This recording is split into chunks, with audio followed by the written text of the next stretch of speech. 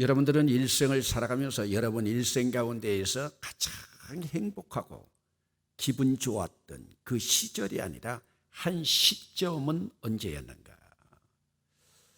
얼마 전에 제가 제 아내하고 집안에 영화 채널이 나오는 TV에서 영화 한 편을 봤습니다.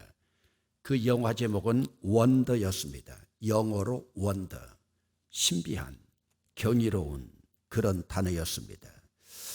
모든 사람들이 부러워하는 매력적일 만큼 부자인 어기라고 불려지는 한 그 가정에 불행이 찾아옵니다.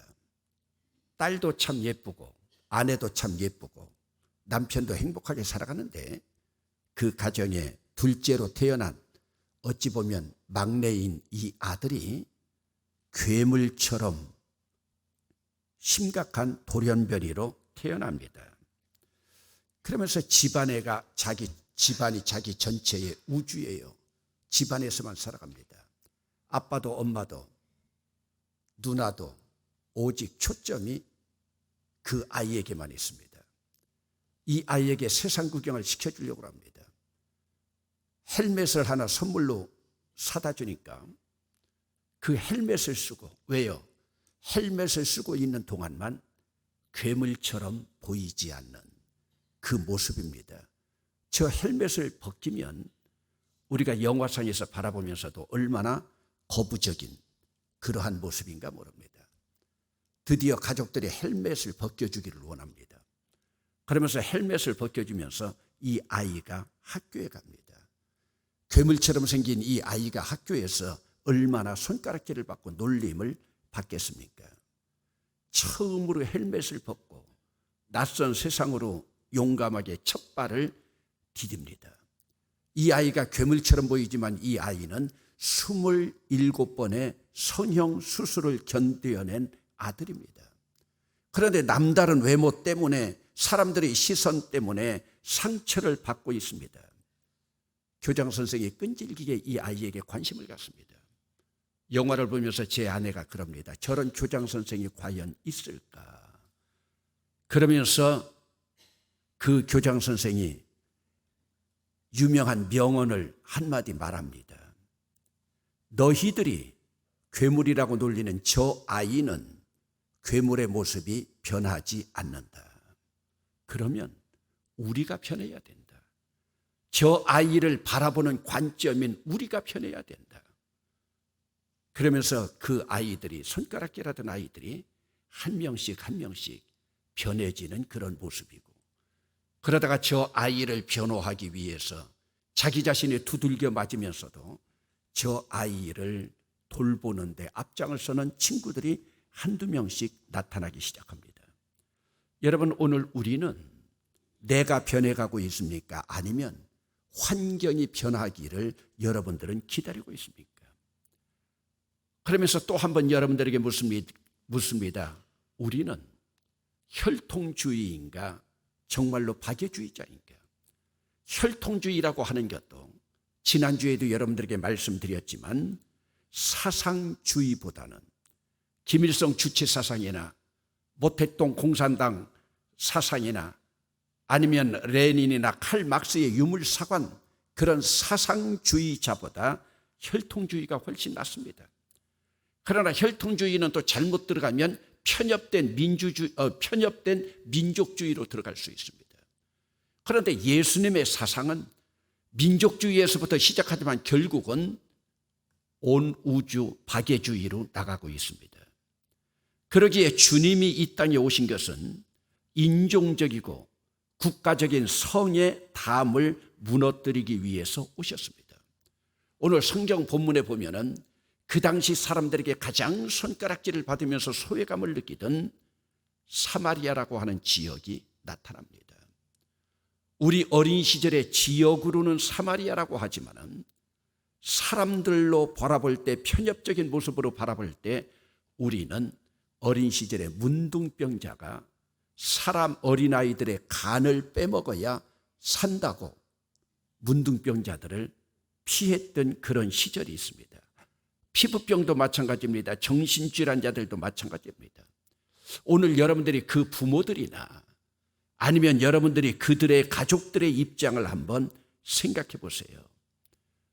그런데 이 여인은 지금 우리가 잘 아는 대로 5명의 남편이 있었던 여인입니다. 5명의 남편이 있었다면 이혼한 경력도 있습니다. 오늘 우리 주변에는 이혼한 사람도 있고 솔로로 살아가는 사람들도 있고 가난하게 살아가는 사람들도 있고 우리 교회에도 입성이 초라한 사람들도 있고 또 장애를 가진 그러한 자들도 있습니다. 오늘 우리가 그런 사람들을 바라보는 우리의 시선은 어떨까요? 모든 사람들이 소외되고 손가락질을 받고 있는 사마리아 지역을 피하고 있는데 예수님은 지금 피하지 않고 있습니다. 오늘 우리는 편협된 마음을 가지고 있는가? 아니면 넓은 마음을 가지고 있는가? 특별히 여러분들이 아픈 상처일까 모르지만요, 영남에 있는 사람들은 전라도에 대한 굉장한 편협성을 가지고 있습니다. 행여 여러분 가운데 여러분 사위나 며느리는 전라도 사람이면 안 된다고 하는 그런 이야기를 한 적도 있습니까? 아니면 여러분 자기 남편을 전라도 사람을 얻었기 때문에 자기 집안에서도 손가락질을 당하다가 우리 교회를 떠난 사람이 있습니다. 멀리 떠나서 자기 남편이 전라도 사람인데 경상도 사람인 오빠까지도 자기 남편을 비난하는 모습을 바라고 견딜 수 없다고 대구를 떠난 사람들도 있습니다. 여러분, 오늘 우리의 모습은 어떻습니까? 오늘 우리는 편협성 가운데 있고 우리의 우월성만 가지고 살아가고 있는가? 여러분, 그래서 저는 충청도 출신인 제가 우리 교회에 처음 와가지고 여전도에 산상 집회를 할 때 의도적으로 전라도 강사들만 모셨습니다. 여러분 기억날 거예요. 광주에 있는 송재식 목사, 광주 창대교회 한상영 목사, 여수에 있는 정훈 목사, 익산에 있는 장덕순 목사, 그리고 유갑준 목사 등등. 여러분, 저는 의도적으로 한번 그런 일들을 해봤습니다. 오늘 예수님은 구원을 시키는데도 구원의 보편성으로 지금 나아가고 있습니다. 유대인의 편견을 꾸짖었습니다. 유대인들의 교만을 꾸짖었습니다. 그러면서 자기의 메시아직, 우리 예수 그리스도의 메시아직을 국경이나 인종의 차별 없음을 보여주고 있습니다. 여러분, 북한에서도 보면은 평양 사람들만 제일 우대받고 있지 않습니까? 그리고 상대적으로 함경도 사람들은 더 그들에게 하대를 받고 있는, 그러면서 그들은 거주 이전의 자유도 마음대로 없습니다.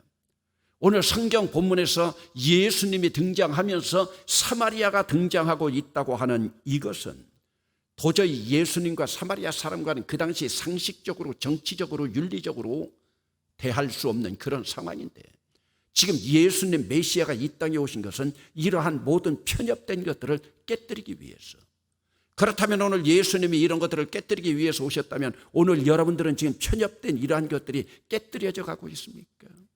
아니면 오늘도 편협된 좁쌀 같은 그러한 마음으로 살아가고 있습니까? 여러분, 지금 예수님과 사마리아 여인은 도저히 대화가 불가능한 지금 이런 상황입니다. 사마리아 여인이 메시아에 대한 이해는 좀 있었던 것 같습니다. 왜? 우리는 장소적으로 이 산에서 예배하는 그 문제하고 언젠가는 메시아가 오실 거라고 하는 그 확신, 이것만은 있었습니다. 그러나 지금 자기 앞에 서 있는 예수님이 메시아라고는 생각지도 못하고 있는 그런 상황입니다. 제가 처음 말씀을 시작하면서 여러분들에게 말씀드렸습니다. 여러분들은 인생에서 가장 아찔하고 즐거웠던 순간이 언제인가? 그것이 사실은 여러분들이 생수를 마신 순간입니다. 여러분, 참 무더운 날 생수 한 잔 마신다. 저는 요즘 등산하면서 마시는 것이요, 앞산으로 가다가 보면 콩국수를 만드는 콩물을 파는 곳이 있어요. 그런데 콩물은 항상 냉장고에 저장이 되어 있습니다. 여러분, 산 꼭대기에 올라가서 갈증이 심할 때 여러분들이 그 콩물을 한 잔 마신다고 생각해 보세요. 모르겠습니다. 저는 개인적으로 땀을 가장 많이 흘리고 제 목마른 것을, 갈증을 해소시켜주는 음식은 콩국수가 최고였습니다. 여름에요. 다른 냉면이나 다른 시원한 것 아무리 많은 얼음물보다도요. 여러분, 그러면 오늘 우리에게 내 인생을 짜릿하게 해주는 생수와 같은 순간들은 언제였는가? 지금 예수님의 대화를 시작하십니다. 마시는 물에서 시작을 하면서 영혼을 적시는 생명수의 물로 나아갑니다. 그러면서 오늘 메시지 가운데서 보면 주님만이 인생의 갈증 문제를 해소합니다. 이 사마리아 여인이 오늘 본문 앞에서 묻습니다.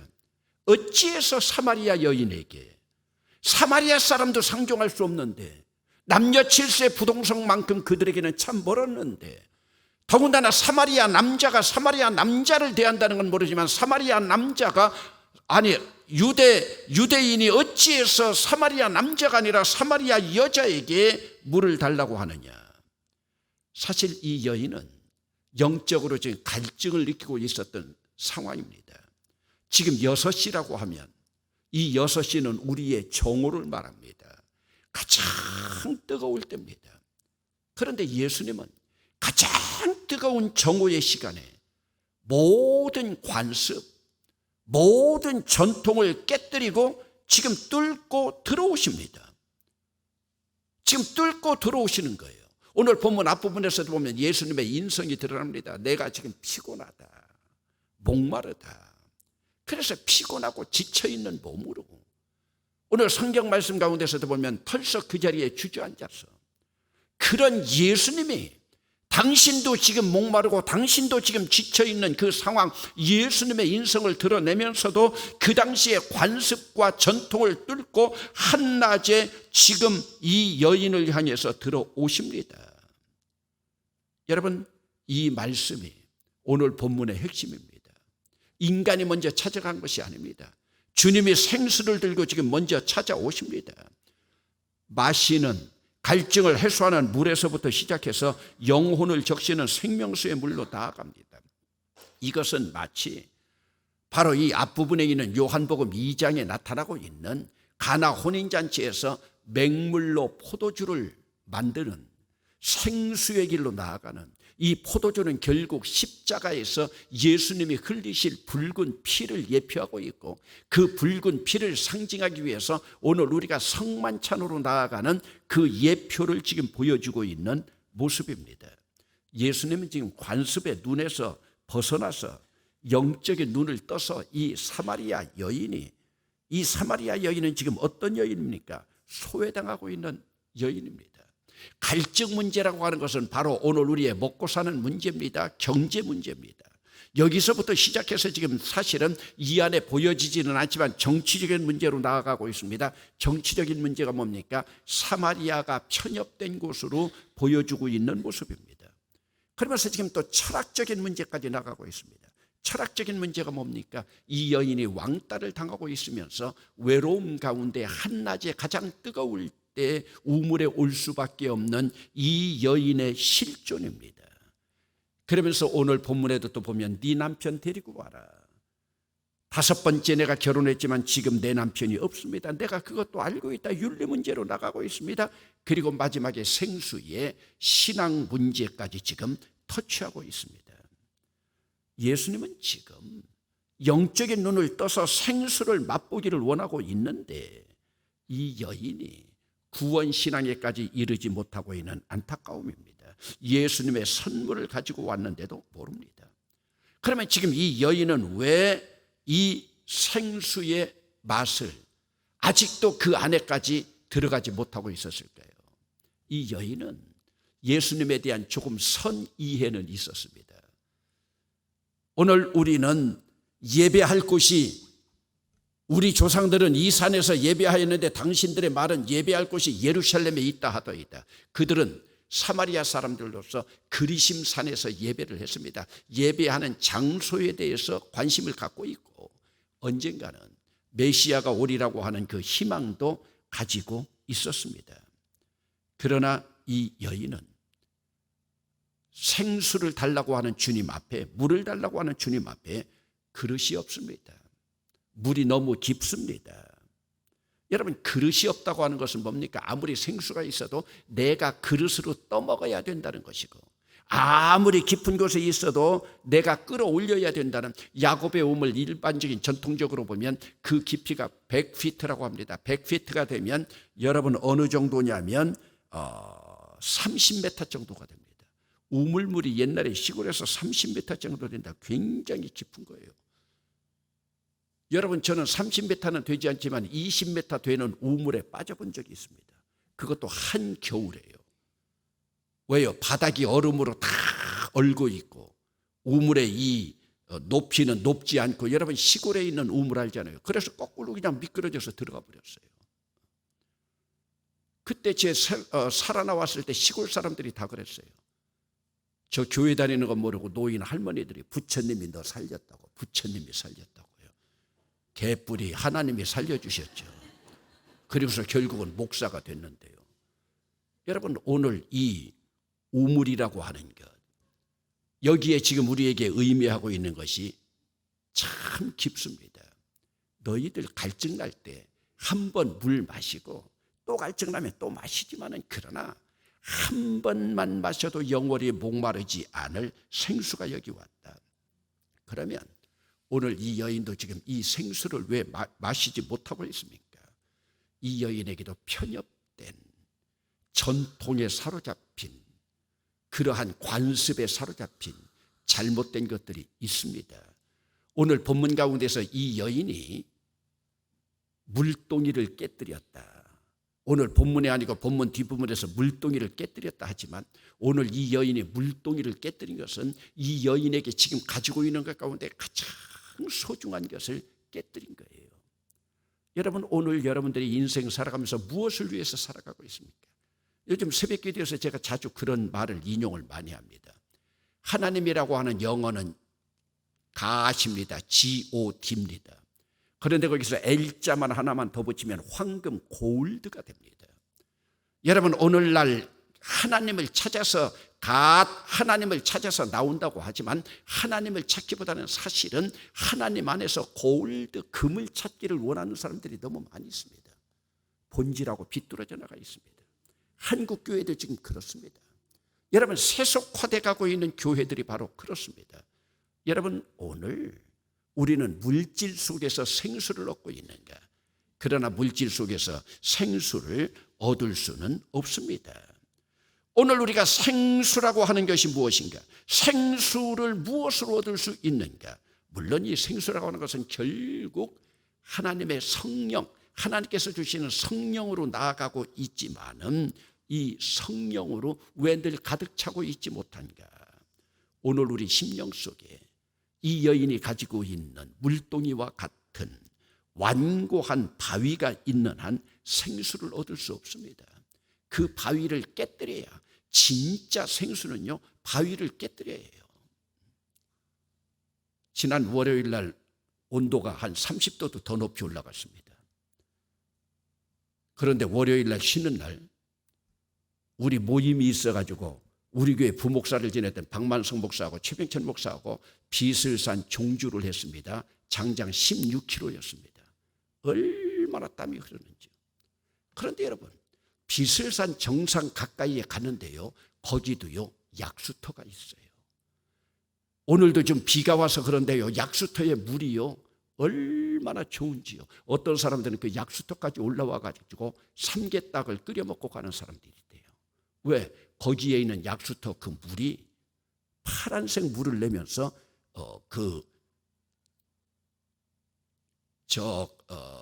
강원도에 뭐예요? 오색약수와 같은 그런 맛이 난다고 하는. 그런데 여러분, 그런 데서 한 컵 마시는 그 생수의 물, 여러분 얼마나 달콤하고 우리 온몸에 활기를 넣어주겠습니까? 그런데 주님께서 주시는 영원히 목마르지 않은 생수는 오늘 성령의 다이나마이트로 깨뜨려서 그 바위를 부수게 될 때 그 생수가 솟아납니다.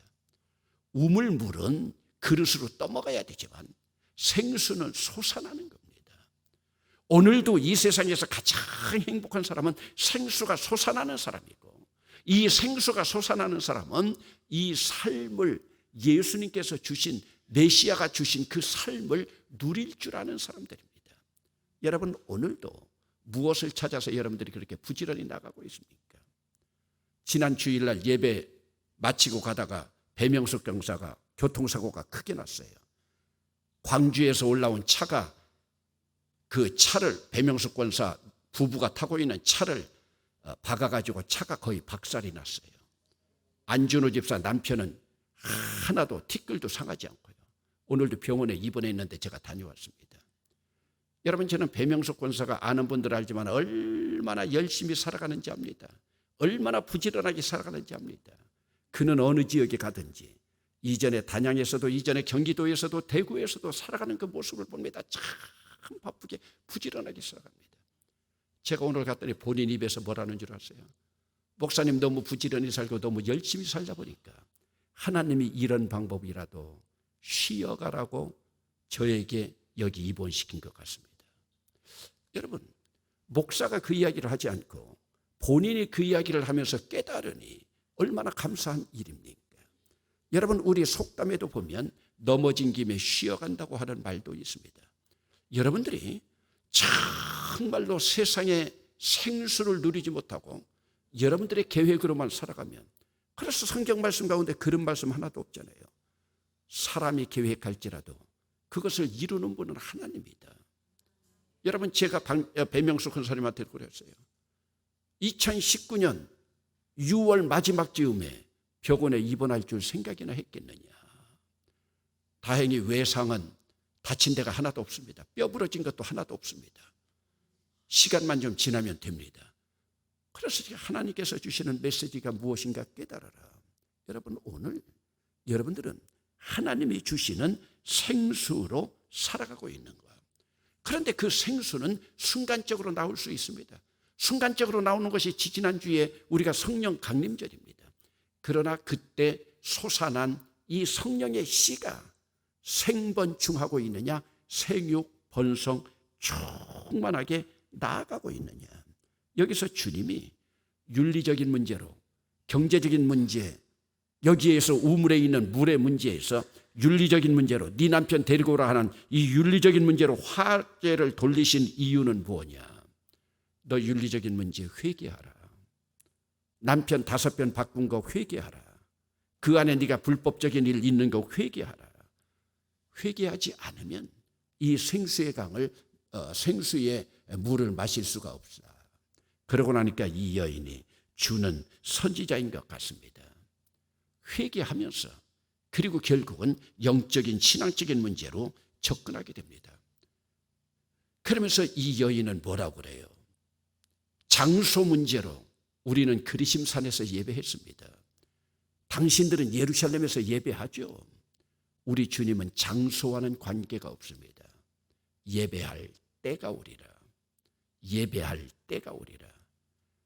지금까지 너희들의 예배는 제사였다. 엄밀한 의미를 보면 번제, 소제, 화목제, 속죄제, 속건제, 제사였습니다. 이제는 메시아가 왔으니, 예수님이 왔으니 예수님의 이름으로 예배할 때가 왔다. 그러면서 우리 주님이 예배할 때와 예배할 방법을 가르칩니다. 그래서 여러분 22절에 보면은 아직 우리가 읽지는 않았지만은 너희는 알지 못하는 것을 예배하고 우리는 아는 것을 예배하노니 이는 구원이 유대인에게서 남이라 하면서 21절에 보면 예수께서 이르시되 여자여 내 말을 믿으라. 이 산에서도 말고 예루살렘에서도 말고 너희가 아버지께 예배할 때가 이르리라. 때에다가 동그라미 치세요. 예배할 때가 이르리라. 그러면서 우리 주님께서 너희는 영과 진리로 예배하라고 말합니다. 결과적으로 신앙 문제까지 터치하고 영적인 문제가 터치되니까 이 여인이 물동이를 버려둡니다.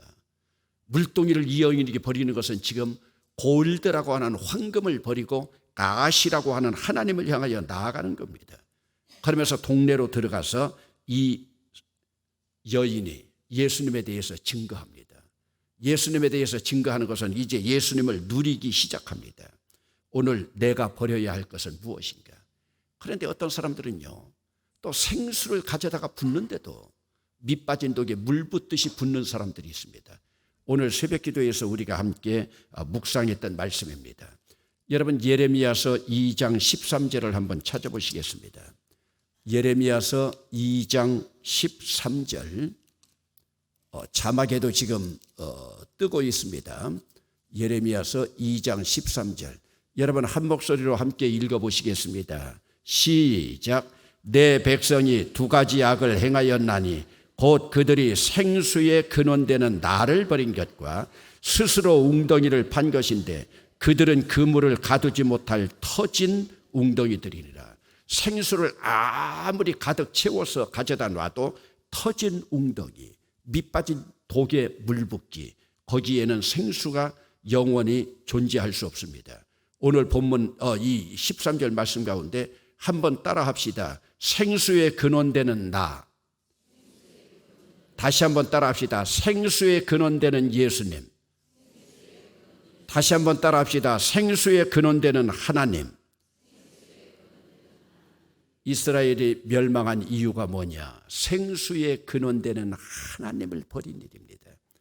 오늘 우리도 하나님 앞에 가장 큰 악이 뭐냐? 생수의 근원되는 예수님을 버리는 일입니다.